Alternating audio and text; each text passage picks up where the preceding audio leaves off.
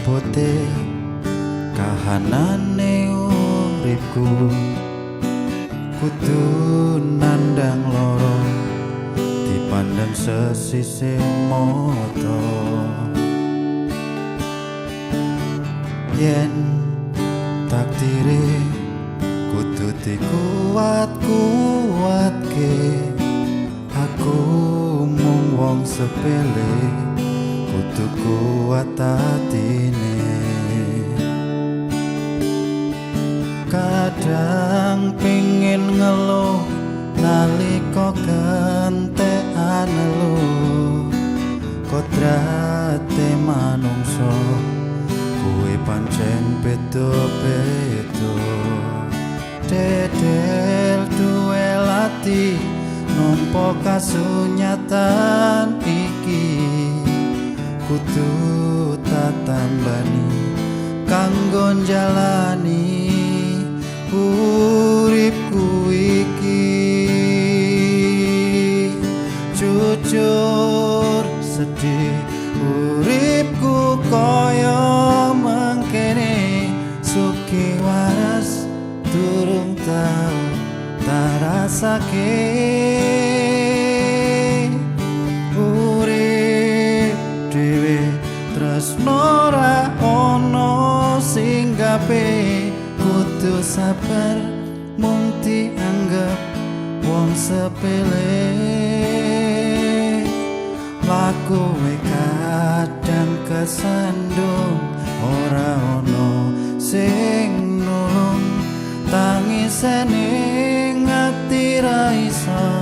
tak bendung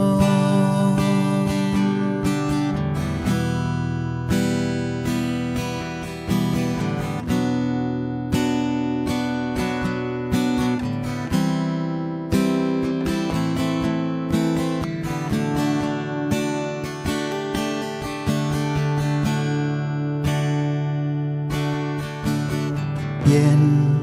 takdire kudu dikuat-kuatke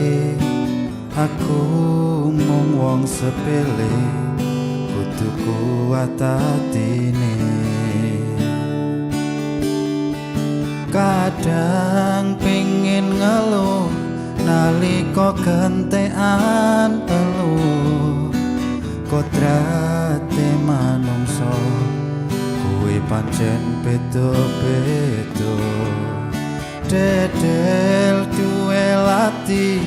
nampa kasunyatan iki kudu tatambani kanggo njalani uripku iki jujur sedih uripku kaya mangkene suki waras durung tau tak rasake urip dhewe tresno ra ono sing gape kudu sabar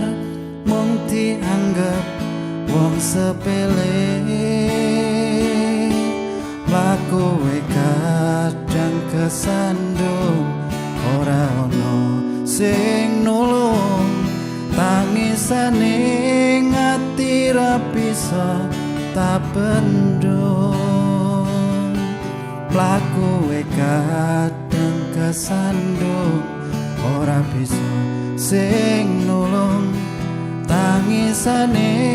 ngati ra iso tak bendung aku pancen wong sepele nanging bakal tak buktike dadi wong aja seneng nyepeleke